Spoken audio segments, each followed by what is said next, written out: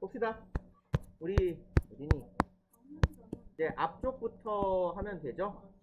맨 앞부분. 그래서 책 펴라 자꾸들아 그만 떠들고. 그러게요. 다 어디 갔나 모르겠네. 목차 뒤에 있는 기초문법 정도 읽어보고 넘어갑시다 우리. 네.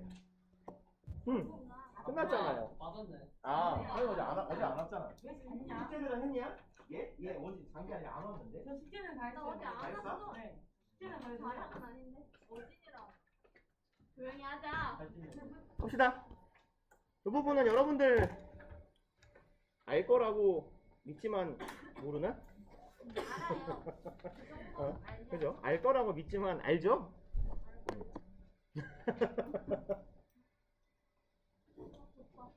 봅시다. 일단 품사에 대한 이야기. 우리 팔품사라고 하죠. 보통 영어에서 품사는 뭐뭐 있어요? 명사. 명사 똑같은 거? 대명사. 대명사. 그 다음에 대동사. 대동사 어떤 새끼야죠? 동사, 형용사, 부사, 감탄사, 땡땡사 하나 더. 접속사. 그렇지. 땡땡사 하나 더. 전치사. 오케이. 됐네. 걔네 품사예요. 그럼 일단 우리 교재에 있는 내용 가만히 있어. 교재에 있는 내용 읽어가면서 봅시다. 명사, 대명사 그냥 묶어보면 얘네들 사람, 사물, 장소 등의 개념, 이름이죠. 그래서 명사가 문장 안에서 어떤 역할을 할 수 있느냐랑 연결 지어놓는 게 중요하죠. 문장에서 무슨 역할을 한다? 주어, 목적어, 후어. 그죠? 목적어는 동사의 목적어일 수도 있고 뭐의 목적어일 수도 있고 동사 뒤에 오는 것도 목적어지만 뭐 뒤에 오는 것도 목적어라고 불러요. 땡땡사. 전치사.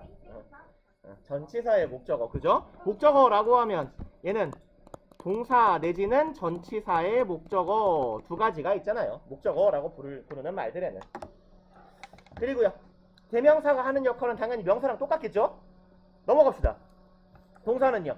사람, 사물, 동물 등의 상태를 서술로 하거나 행의 동작을 나타내는 말로 비동사, 일반 동사, 동사 라고 써있는데 동사라는 건 그러니까 엄밀히 말하면 얘는 우리는 영어 문장의 구성 성분에서 주어, 동사, 목적어, 보어가 있다라고 말하잖아요. 추가적인 요소로는 수식어 이렇게요. 근데 엄밀히 말하면 국어에서는 동사 뭐라고 해야 되냐 서술어라는 표현을 쓰잖아요. 국어에서의 서술어가 될 수 있는 품사는 뭐가 있어요? 그렇죠. 동사랑 형용사가 있죠. 영어는 서술어로 기능할 수 있는 건 딱 동사 하나예요. 그러니까 영어에서는 굳이 우리가 서술어라는 표현을 사용하지 않고 그냥 품사의 이름인 동사를 서술어처럼 써버리는 거죠.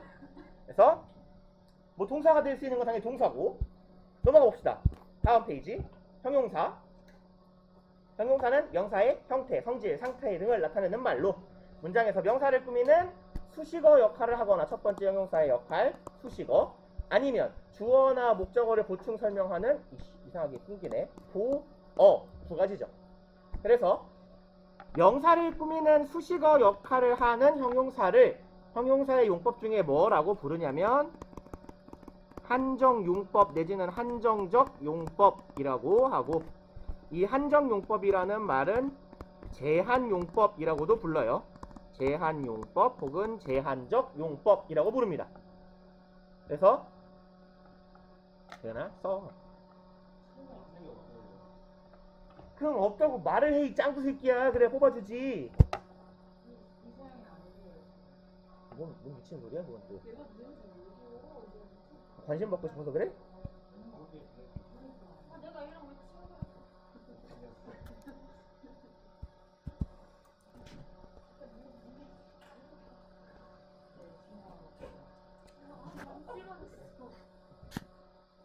안 열려 열려 이 개새끼야. 저기요?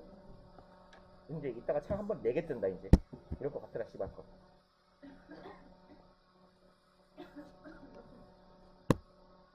에이. 그러면 이쪽부터 한 12쪽. 김대현아 책은 있는 거요? 아예 없어진 거요? 있어? 숙제를 했잖아요. 아 오케이. 숙제는 했는데 2에서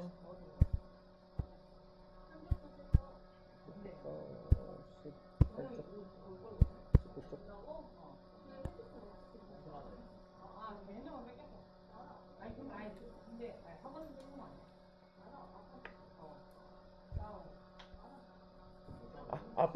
아빠랑 싸운다고? 되게 신기한 집안 구조네. 우리는 아버지한테 일방적으로 쳐 맞았는데. 원래 사이가 안 좋아요. 근데 처음부터 사이가 안 좋았어. 아 그래? 맞아요. 전화 왔네. 어서 오고. 시각. 오케이. 대현아, 갖고 와요 앞에서. 왜 책이 없으면 없다고 말을 해, 이 답답이 새끼야.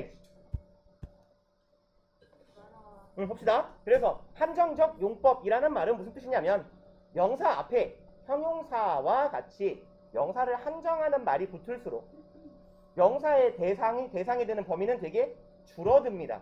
그러니까 예를 들어 제가 항상 드는 예인데요. 보이라고 하면 맨이라고 할까요? 맨 하면 지구상 인구가 70억이니까 반 정도 될 거 아니야. 그죠? 뭐 이렇게 형 정체성이 모호한 분들을 제외하면 한 30억은 되겠죠. 그러면 맨은 30억 명인데 여기 안에다가 요 맨 앞에다가 형용사를 하나 붙여봅시다. 이러면 본인 피션을 말고 남이 인정하는 잘생긴 남자가 되려면 반 이하로 줄어요. 그죠? 그 다음에 여기에 형용사를 하나 더 붙여볼까요? 형용사가 하나 더 붙으면 지 생각 말고 남들이 인정하는 스마트와 핸섬이 되려면 현저하게 줄을 거예요. 그죠? 그 다음에 뭐 여기에다가 금발을 붙여봅시다. 그러면 똑똑하고 잘생겼는데 금발이어야 돼요. 염색 말고 태생적으로. 굉장히 줄죠?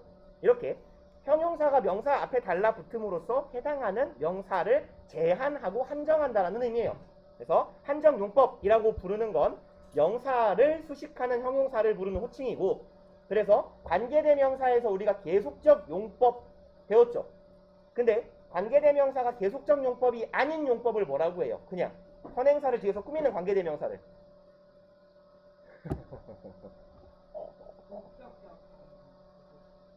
계속적 용법 말고 일반적인 관계대명사, 그걸 한정적 용법, 제한적 용법의 관계대명사라고 불러요. 명사를 꾸미는 형용사 혹은 형용사, 준하야 맨 앞이야. 목차 바로 뒤에 명사를 꾸미는 형용사나 이 형용사와 유사한 기능을 하는 관계사, 분사 등에 다 똑같이 들어가는 표현이에요. 활용되는 표현. 그 다음에 보어가 되는 형용사는 우리가 뭐라고 부르냐면 얘를 서술적 용법 내지는 서술용법이라고 부를 거예요. 그래서 얘에 대한 예시를 보면, 자, 이런 균딱 같은 문장이 하나 있어요. 얘가 주어고 얘가 동사인데 동사는 원래 뭘 해야 되는 놈이죠? 서술어니까. 서술어가 뭐 하는 애예요? 마무리요? 그거는 저 우리말의 다 아닌가요? 마무리는 다? 종결어미? 문장에서 서술어가 해야 되는 역할이 뭐예요? 주어를 설명해야 되는 거죠. 주어의 동작, 행위, 상태 등을 설명하는 걸 서술한다라고 하잖아요. 그죠? 근데 나는 M에서요. 이 비동사는 우리말로 치면 다 혹은 이다죠. 이렇게 쓸까요? 다 혹은 이다. 이건 우리말로 치면 종결어미밖에 안 되죠. 얘는. 그러니까 얘는 동사의 형태를 띠고는 있으나 주어에 대한 서술이 전혀 되지 않고 있잖아요. 그러니까 이런 동사들을 이형식 동사라고 부르고 뒤에 뭐가 필요하게 돼요? 보어가 필요하게 되죠. 그죠? 동사가 모자란 새끼이기 때문에 모자란 새끼를 도와주는 애가 필요한 거예요. 걔를 우리가 주격 보어라고 부르는 거고, 이형식 동사 뒤에 따라오는 애를. 그래서 여기 뒤에 요런 형용사가 달라붙었다고 칩시다. 뭐 아무거나 써보면 요런 형용사들이 달라붙었어요. 그럼 극단적으로 말해서 얘를 지웠을 때 이 문장에서 주어가 서술되는 정도하고, 거꾸로 얘를 지웠을 때 I happy, I hungry에서 주어가 서술되는 정도를 비교해보면 뭐가 훨씬 이해가 잘 돼요? 후자가 낫죠. 그러니까 이 서술용법의 이 형용사들은, 보어로 쓰이는 형용사들은 주어를 서술하는 역할을 한다라는 의미예요. 그래서 뭐요? 갑자기? 그래서 보어로 쓰이는 형용사들은 서술용법이라고 부르는 거다. 그 다음에 뭐 이런 문장이 있다고 칩시다. 얘 몇 형식이게요?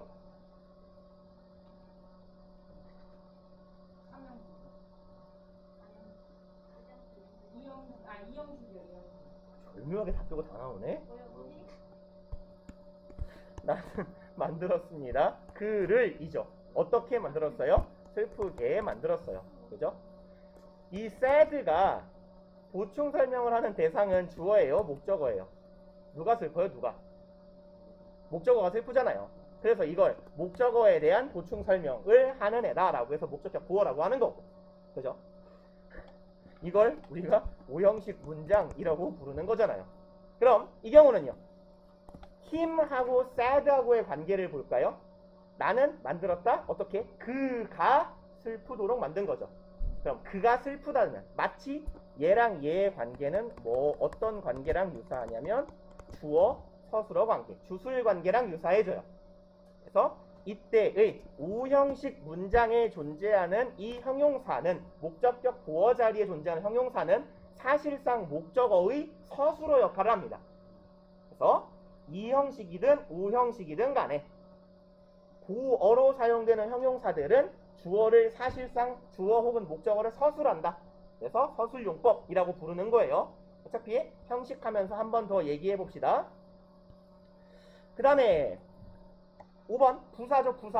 부사는 태생적으로 얘는 문장의 필수적인 우리 오형식에서 문장 필수 요소가 될 수 있어요? 없어요? 없죠. 쓸데없는 놈이에요. 전형적인 서술어 modifier이라고 하는 놈이죠.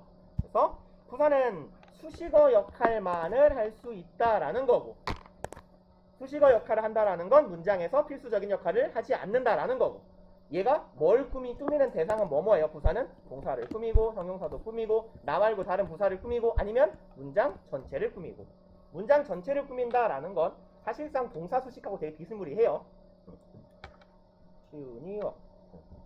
시우가 없구나. 그 다음에 전치사는요. 전치사의 이름은 뭐 다른 거 굳이 되게 잘 안 쓰는데 이렇게 쓰거든요. preposition 혹은 preposition이라고 하는데 pre가 무슨 뜻이에요? 접두어로 pre. 프리뷰가 뭐죠? 프리뷰? 미리 보기. 그렇죠. 예습하다예요. 아니면 predict는 뭐예요? 예측하다. pre는 먼저, 앞이라는 의미를 갖는 접두어예요.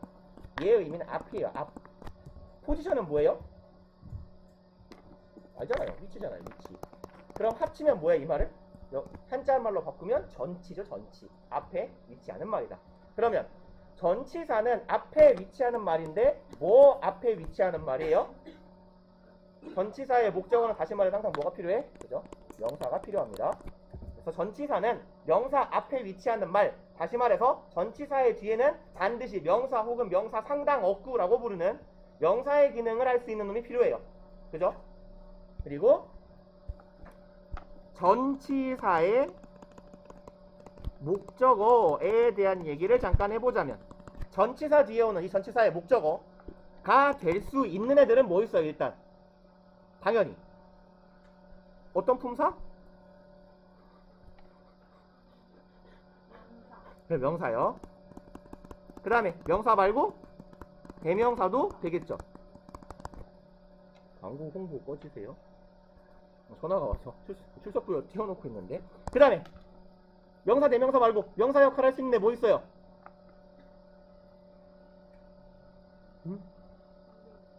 관계대명사. 동명사요. 그 다음에 동명사 말고 또 명사 역할 할 수 있는 뭐도 있죠? 준동사 중에 투부정사의 명사적 용법도 있잖아. 투부정사는 되나요? 안 되죠. 전치사 뒤에 누가 투를 써요. 그죠? 투부정사는 안 되고. 그 다음에 지난 시간 정도에 말씀드렸던 건데 지지난 시간쯤 되겠네요. 접속사 파트에서 말씀드린 거. 원래 전치사 뒤에는 명사 상당 구, 다시 말해서 구가 와야 되는데 전치사 뒤에 절이 올 수 있다라고 치면 어떤 절만 올 수 있다고요? 의문사절이요. 의문사절, 다시 말해서 간접 의문문이라고도 우리가 부르죠. 그래서 전치사 뒤에 따라올 수 있는 애들은 요게 다예요. 명사, 대명사, 동명사, 절의 형태를 띠고 있다면 간접 의문문, 의주동만 올 수 있다. 그래서 의문사절에 들어갈 수 있는 게 whether 절도 포함이었어요. 인지 아닌지의 whether는 의문사의 역할을 하면서 의주동의 형태를 이끄는 거다. 그 정도 보시면 되겠고, 그 다음에 전치사 플러스 명사를 우리가 합쳐서 뭐라고 불러요? 전치사 명사구라고 부르죠. 그래서 귀찮으니까 전명구 거르잖아요. 뭐 사람 이름도 아니고. 아무튼 간에 명사구와 함께, 다시 말해서 이 명사구와 함께라는 건 전치사 플러스 명사의 이 덩어리를 의미하는 거죠. 전치사 플러스 명사의 덩어리는 품사로 치면 어떤 역할을 한다? 형용사와 부사 역할을 한다. 그럼 여기서 형용사는 문장에서 어떤 역할을 해요? 두 가지. 형용사의 역할은 뭐? 명사수식 첫 번째. 두 번째로는 뭐? 보어가 된다. 다 있었죠. 전치사 플러스 명사도 형용사와 같이 보어 역할을 하는 경우가 있어요. 오케이? 그래서 전치사구는 형용사의 역할을 하거나 부사 역할을 한다. 어쨌건 보어 역할을 하는 경우는 사실은 뭐 일반적이진 않고 예외적인 문장에서인데 그런 기능을 하기도 한다 정도 이해하시면 되고, 형용사와 부사 역할, 다시 말해서 얘네들은 주로 문장에서 수식어 혹은 수식어구의 역할을 한다라고 봐주시면 되겠죠. 그리고 접속사는 대표적인 역할, 절과 절을 연결하거나 단어와 단어를 연결하거나 구와 구를 연결하는 것을 접속사라고 부르죠. 그래서 종류는 우리 뒤에서 보고 왔죠. 등위 접속사하고 종속 접속사가 있다. 종속 접속사는 종속절을 이끄는 거고, 종속절이 뭐라 그랬죠? 종속절이란? 종속절이 뭐였어요? 종속절. 되게 무식하게 말하면 종속절하고 대비되는 개념이 뭐예요? 무슨 절? 종속절이 아닌 절이 뭔 절이에요? 주절, 그죠? 종속절이 아닌 절이 주절. 쉽게 말해 종속절은 접속사가 달라붙어있는 절이에요. 종속 접속사가. 그래서 when절, while절, because절, since절, as절 이런 애들이 종속절이고, 그죠? if절. 그 다음에 종속절 말고 독립해 있는 절을 주절이라고 한다. 종속절은 그래서 절이 특정한 품사 역할, 즉 명사 역할, 형용사 역할, 부사 역할을 하는 걸 종속절이라고 부른다 라고 했었어요. 그 다음에 감탄사는 되게 바람직한 감탄사만 써있군요. 여기까지만 써야지. 이런 애들이 감탄사죠. 아니면 요런 애들이 감탄사죠. 그래서 뭐 이 오마이 갓막 쉿댐 이런 말을 이제 왜 얘가 욕인 거냐면, 이게 이제 저는 옛날에는 교회를 이렇게 열심히 다녔던 인간인데 지금 안 다닙니다만, 주님의 이름을 망령되이 일컫지 말라 이런 말 있잖아요. 아, 모르는군요. 뭐 아무튼 그런 의미로 쓰여가지고 사실은 오 마이 갓 썩 좋은 표현은 아니라고 해요. 그래서 뭐 오 마이 갓이든 오 마이 롤드든 뭐 아무튼 간에 그런 애들이 감탄사더라. 그리고 이제 감탄 우리말하고 똑같아요. 야! 이게 국어에서 품사가 뭐예요? 감탄사죠. 똑같습니다. 그런 애들이 감탄사예요. 그 다음에 이제 구하고 절. 구와 절의 공통점은 단어 2개 이상이 모여있는 걸 구라고 하고, 단어 2개가 모여있는데 그 단어 2개가 모인 와중에 뭐가 포함되어 있으면 동사가 포함되어 있고, 그 동사에 주어가 포함되어 있으면 주어 동사가 포함되어 있는 걸 절이라고 한다라는 거죠. 그래서 구 읽어보면 주어 플러스 동사를 포함하지 않은 덩어리로 명사구, 형용사구, 부사구가 있다. 그래서 명사구는 당연히 명사처럼 주어, 목적어, 보어 역할을 한다. 그럼 대표적인 애들이 주, 목, 보어 역할을 할 수 있는, 명사 역할을 할 수 있으려면 투부정사, 통명사, 의문사 플러스 투부정사 등이 명사구에 속한다. 의문사 플러스 투부정사는 뭐랑 똑같은 건데요? 얘는 의문사, 주어, 동사랑 똑같은 역할을 하는 게 의문사, 투부정사죠. 말하자면 의, 주, 동을 줄여놓은 게 의문사, 투부정사예요. 그래서 얘네들은 항상 명사 덩어리 역할을 하고요. 형용사구는요, 형용사처럼 명사를 꾸미는 수식어 또는 주어, 목적어를 보충 설명하는 보어 역할을 한다. 그래서 그 역할을 할 수 있는 애들 대표적인 거 앞서 봤듯이 전명구, 그 다음에 투부정사구, 분사구 등이 형용사구에 속한다. 읽고 넘어갑시다. 부사구는 부사 역할을 한다. 대표적인 거 전명구가 있겠다. 그리고 절은요. 주어랑 동사를 포함한 덩어리로 등위절과 종속절이 있고 종속절은 명형부로 나뉜다. 그래서 종속절이라는 개념 자체를 이렇게 이해해보면 된다고 그랬잖아요. 종속절이란 절이 특정한 품사의 역할을 한다. 다시 말해 명사, 형용사, 부사의 역할을 하는 것을 종속절이라고 부르며 그렇기 때문에 종속절은 반드시 종속 접속사들과 같이 다닌다라는 거죠. 명사절 접속사 that, whether, if라거나 형용사절을 이끄는 접속사 혹은 관계사라고 부르죠. 관계대명사, 관계부사에 의해서 이끌린다거나 부사절 접속사들 if, whether, since, as, when, while 이런 애들이 이끌거나 하는 걸 이제 종속절이라고 부르죠.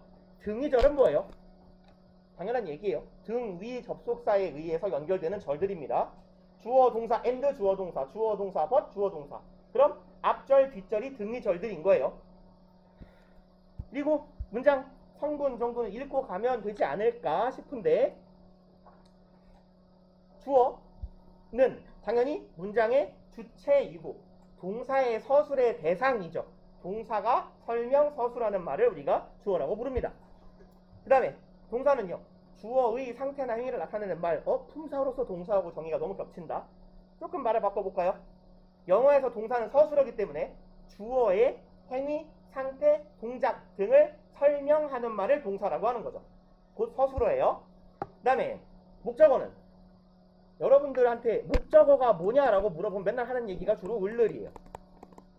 그죠? 근데 얘는 정의라고 보기 너무 엉성하잖아. 그래서 목적어의 정의를 얘를 좀 잘 기억해 놓으세요. 동사의 대상이 되는 말이에요. 동사의 대상이 되는 말. 그리고 여기에 내용을 하나 추가해 보자면 플러스 동사의 내용 정도도 추가해주면 괜찮아요. 그러니까 동사의 대상이 되는 말이라고 하면 난 저 새끼를 때렸다 이렇게 말했을 때 내가 주어고 때리다가 동사예요. 저 새끼가 목적어죠. 때리다라는 행위의 대상이 되는 게 목적어란 이야기예요. 그죠? 근데 제가 말했다 뭐라고 할까요? 나는 멍청하다고 이런 문장이 있다고 쳐요. 주어는 제고요. 말했다 동사죠. 말한 대상이 나는 멍청하다라고 보긴 이상하잖아. 그 경우에 어떻게 풀어보자. 동사의 내용을 의미하는 말들이 동사의 목적어이기도 하더라 라는 이야기예요. 그 다음에 명사 역할을 하는 것들이 목적어 자리에 올 수 있다. 다시 말해서 목적어 역할을 할 수 있는 건 명사 혹은 명사 상당 어구밖에 없다라는 거고, 보어라는 건 동사만으로는 주어나 목적어에 대한 설명이 불완전할 때, 뭐 예를 들어 아까 제가 썼던 문장 비스무리하게 써보면 I made her. 이상하잖아요. 내가 사람을 만들었다. 심지어 이렇게 내가 조물주냐? 이상하다고. 그러니까 요런 문장만 놓고서는 의미가 불완전하다라는 얘기예요. 심지어 이 대상이 우리 엄마라고 쳐보자. 내가 엄마를 만들 수는 없잖아. 엄마가 날 만들었겠지, 거꾸로. 그죠? 그러니 이 뒤에 뭔가가 필요한 불완전한 절의 형태가 되는 거라고. 그럴 때 여기다가 뭘 집어넣는다? 목적어에 대한 보충 설명을 하는 어구를 집어넣는다. 이걸 목적격 보어라고 한다 라는 거죠. 그 다음에 이게 오형식인 거고, he became 붕딱 같은 문장이잖아요. 그는 됐다. 뭐가 됐는데? 좆됐다, 망했다, 부자가 됐다, 의사가 됐다, 똑똑하게 되었다. 다 가능하잖아. 그는 됐다. 어쩌라고라고? 동사가 주어를 제대로 서술하고 있지 않아요. 그렇기 때문에 사실상 주어를 거의 온전히 서술하는 동사를 도와주는 보어라는 놈이 필요하게 되는 거죠. 이게 이 형식 문장. 그래서 보어라는 건 왜 나오는 거냐면 얘 때문에 나오는 거예요. 동사가 설명 능력이 부족하기 때문입니다. 그렇죠? 그러니까 동사가 모자란 놈이라서 뒤에 도와주러 오는 애들이 보어예요. 특히 이 형식 동사들의 경우는 조금 더 직관적으로 이해가 가능하겠죠. 나는 됐다. 뭐 나는 다 어쩌라고. 그죠? 그래서 동사가 주어를 제대로 서술하지 못하기 때문에 보어가 필요하다. 똑같은 말 되게 많이 하고 있죠. 그 다음에 수식어. 수식어는 문장에 부가적인 정보를 제공하는 말입니다. 그래서 당연히 왔다 갔다 하냐 왜 얘가? 당연히 꼭 필요한 문장 성분이라고 볼 수는 없다. 정리하면 문장의 필수 성분은 뭐다? 주어, 동사, 목적어, 보어. 네 가지가 있다. 그리고 그 네 가지를 어떻게 조합하느냐에 따라서 1, 2, 3, 4, 5 형식이 갈릴 거다. 라는 이야기죠. 네. 그리고 이제 문장 형식 가봅시다.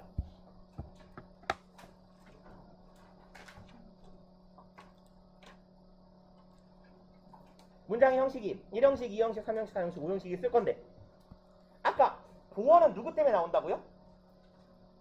동사가 병신이라서. 그죠? 그러니까 어떤 문장의 형식을 갖추게 되느냐는 결국 다 동사를 따라가도록 되어 있는 거잖아요.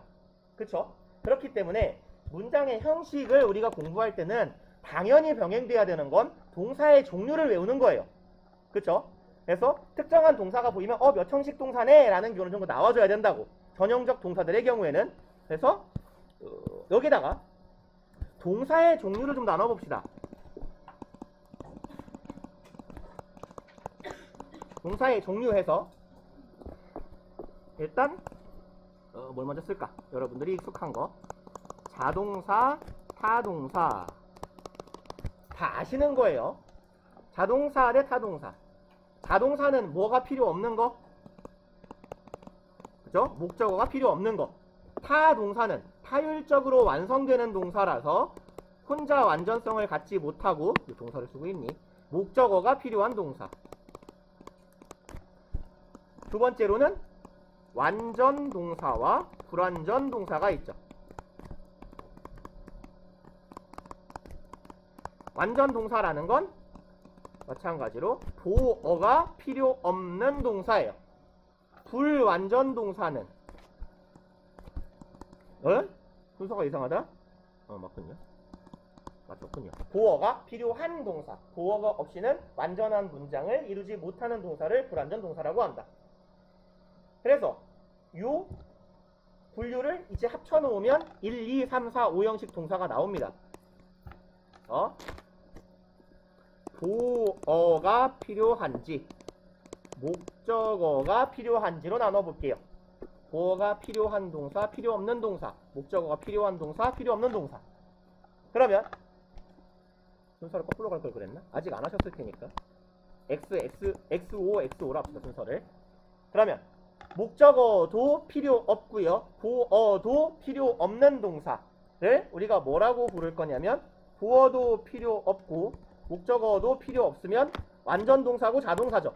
그래서 얘네들을 완전 자동사라고 부르고 문장의 형태는 어떻게 생기게 되냐면 주어, 동사. 뒤에 목적어도 보어도 필요 없어. 그러니까 끝이죠. 그럼 얘를 몇 형식 동사라고 부르냐면 1형식 동사라고 부를 거예요.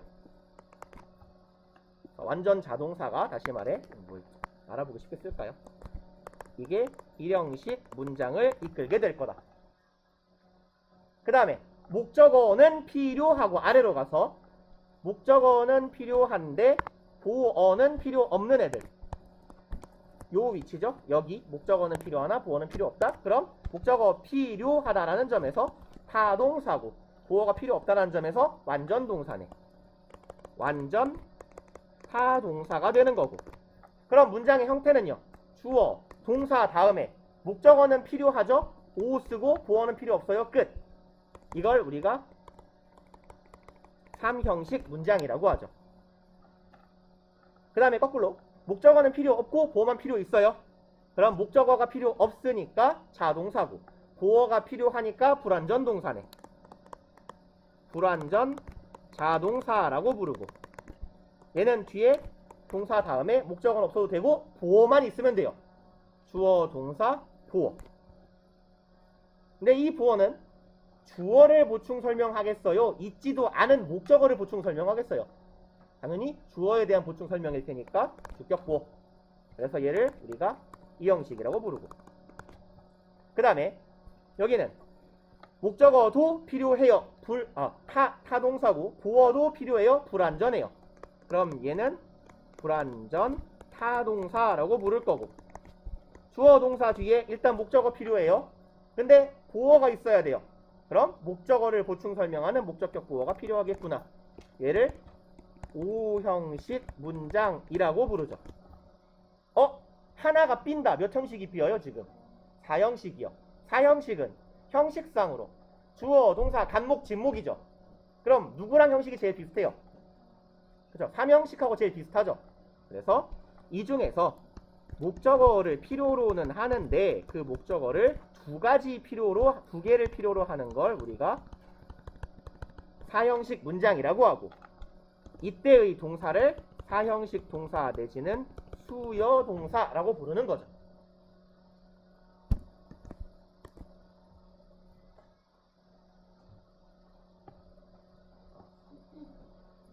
그래서 당연히 다 알지 않는 것 같기도 하고, 1, 2, 3, 4, 5형식의 형태는 좀 기억해 놓으세요. 주어 동사가 당연히 1형식.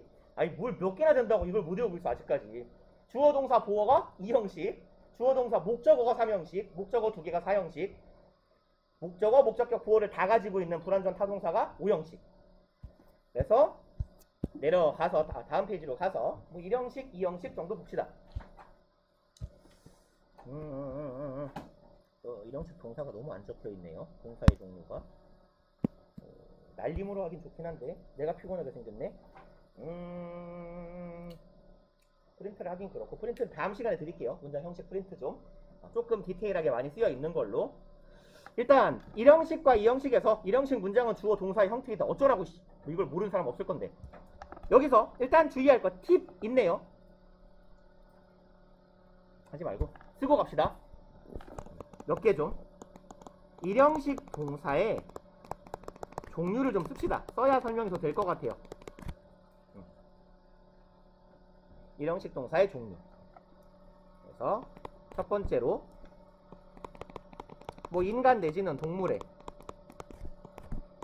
기본적 행위나 동작을 나타내는 동사들. 1형식 동사는 기본적으로 가장 간단한 문장 형식이기도 하고 동사도 간단한 동사들이 많아요. 그러면 인간이 태어나면 제일 먼저 뭐예요? 뭐지? 그죠? 울죠? 울어요. 그 다음에 뭐 애나 짐승은 울고 나서 이제 울다 보면 배고프죠? 먹죠? 물론 이것은 3형식도 가능합니다. 그 다음에 이제 울다가 처먹었으면 그렇죠. 익스크리트는 뭐 배설한 어휘가 쓸데없이 뭐 어려우니까 제끼고. 그래, 싸는 거 말고 또 뭐예요? 애기 하루 종일 뭐하냐? 자요. 잤으면 뭐 해야 돼요? 일어나야죠. 그리고 또 울어야지 이제. 그죠? 근데 이제 울고 먹고 싸고 자고 하다 보면 애들이 뭐 하기도 해요. 일단 제일 먼저 애기들이 하는 동작이 뭐예요? 트름. 오케이. 트름도 씁시다. 네.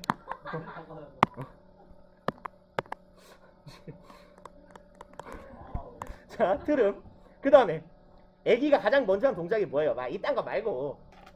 자, 울었으니까 뭐 하기도 해야겠냐? 웃기도 해야죠. 그 다음에 뒤집잖아요. 돌다, 돌아서다. 그죠? 그 다음에 뒤집고 나면 뭐예요? 이제 앉죠? 오케이. 기어야 돼. 순서가 이상할 뻔했네. 기다, 앉다. 앉았으면 서겠죠.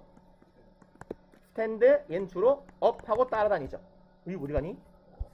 그 다음에 이제 일어났으면 걷고, 걸었으면 뛰고, 그죠? 뛰다가 피곤하면 또 자고. 이런 동사들이 동작이나 행위를 나타내는 일반적인 동사들이 1형식 동사란 얘기예요. 그리고 이걸 굳이 외울 필요가 없어요. 그냥 저랑 방금 얘기했던 이 대화 내용 정도를 기억하시면 돼요. 이런 동작들이다. 동작들은 1형식이다. 그 다음에요. 또 뭐 날씨에 관련된 동사들. 그래서 날씨에 관련된 동사, 눈 온다, 비 온다. 그 다음에 대표적인 게 해가 뜨다에서 해가 지다, 달이 지다, 별이 지다, 뜨다 지다. 이런 애들이 소위 날씨에 관련된 1형식 동사들이라고 보시면 되고요. 그 다음에 또 뭘 쓰려고 그랬더라? 존재나 구성에 관련된 동사들. 존재, 구성, 발생에 관련된 동사들. 그러니까 세상에 제일 중요한 게 존재잖아요. 있어야 뭐 얘기가 될 거 아니야. 그러니까 존재하다. 동사 뭐 있어요? 여러분 아실 것 같은데? 그쵸? exist. 그 다음에 있다라고 해석되는 게 비동사도 있다라고 해석하죠. 이때의 비동사는 일형식 동사입니다. 존재하다라는 의미에. 그 다음에 구성되다, 이루어지다, consist of 같은 애들, 얘네들은 그냥 문제에 많이 나오는 편이에요. 그 다음에 발생 관련 동사, 발생하다, 일어나다, 그죠? happen, occur, take place, 삼형제. 공간이 모자라네.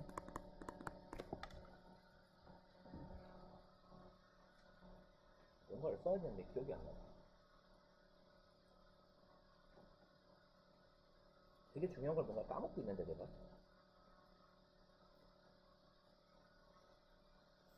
뭘 까먹고 있을까요?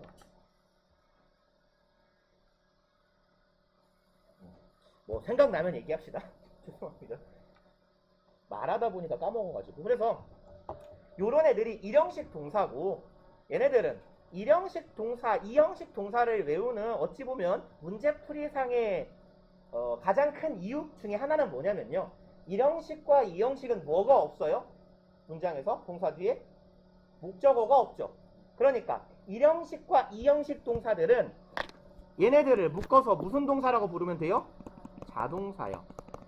일형식과 이형식은 자동사이고, 자동사의 문법 문제상의 가장 큰 특징은 뭐냐면 목적어가 없기 때문에 수동문으로 만들 수가 없고요. 혹은 얘가 분사가 된다고 했을 때 수동의 의미로서 수동 의미의 과거 분사도 불가능합니다. 수동태, 수동 목적어가 있어야 수동적 의미로 사용할 수 있는 거고, 수동태가 안 되는 동사들은 수동의 의미를 갖는 PP로도 못 쓰는 거예요. 얘네들은 그럼 어떨 때가 PP를 쓰냐? 완료의 의미로는 씁니다. 현재 완료, have 플러스 PP, 이런 경우에 PP로는 쓰여요. 다만 수동의 의미다, 되는, 당한, 뭐뭐진, 이런 의미의 과거 분사로도 활용할 수 없다라는 이야기. 그렇죠? 얘는 이제 문제에 굉장히 많이 나오는 이야기이기 때문에 여러분들이 좀 잘 기억해 놓으시면 좋을 것 같아요. 그래서 일형식 동사들 크게 뭐 외울 게 많지도 않잖아요. 그죠? 그러면 잠깐만요. 프린트를, 이거는 다음 시간에 내일 제가 뽑아 드릴 건데, 키보드 좀 펴야지. 불편해 죽겠네.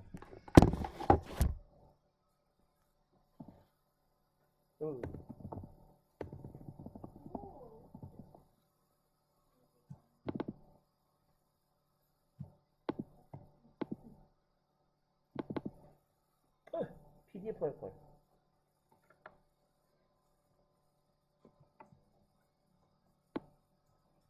저거는 에? 어서 많이 봤을 리가요? 내가 만든 건데요. 아, 여기 잠깐 봅시다. 그래서 PDF 파일을 인쇄를 해놓은, 아이 개새끼야! 불황공 지랄이야.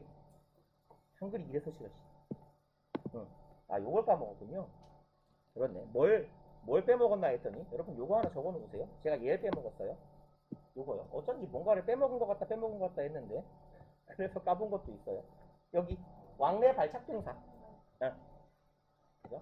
동작, 행위를 나타내는 것들 중에서 대표적인 거, 오다, 가다, 출발하다, 도착하다.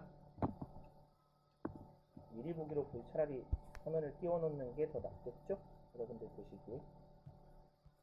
어이 개새끼야, 가만히 있어.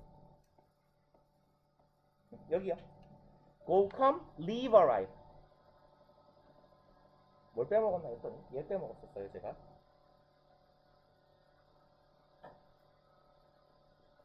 그 다음에 이제 우리 책으로 돌아가 봅시다. 책으로 돌아가서 이 부분 여기 볼 거예요. 팁 부분이요. there 플러스 비동사는 일형식 문장이며 비동사 뒤에 오는 명사가 주어이다. 네? 왜 그런다고 설명을 안 해놨죠? 네, 여러분들 이제 내신 같은 거 할 때 정말 많이 보던 뭐죠? 도치의 패턴입니다. there의 뜻은 뭐예요? 원래 뭐라고 알고 있어요? there. here의 반대말이죠? here는 여기, there는 저기. 그쵸? there의 품사는 원래 뭐예요? 예, 부사죠, 부사. 부사인데 부사 중에서 얘네들은 뭐를 의미하는 부사냐면 장소를 의미하는 부사예요. 그리고 장소를 의미하는 부사가 문장의 맨 앞에 나오고 there is, there are 에서 비동사 우리 해석 어떻게 하죠? there is a pen 하면 펜이 있다죠. 아까 말씀드렸듯이 존재를 나타내는 동사는 몇 형식? 일형식. 그렇죠. 일형식이요. 지금 우리 일형식 하고 있어요. 장소를 나타내는 부사 혹은 부사구 뒤에 동사가 일형식 동사인 경우에는 동사 주어의 어순으로 도치시킨다 라고 하죠. 우리 얘를 보고 뭐라고 불러요? 그래서 장소 부사구 도치문이라고 하잖아요. 이걸 장소 부사구 도치라고 하죠.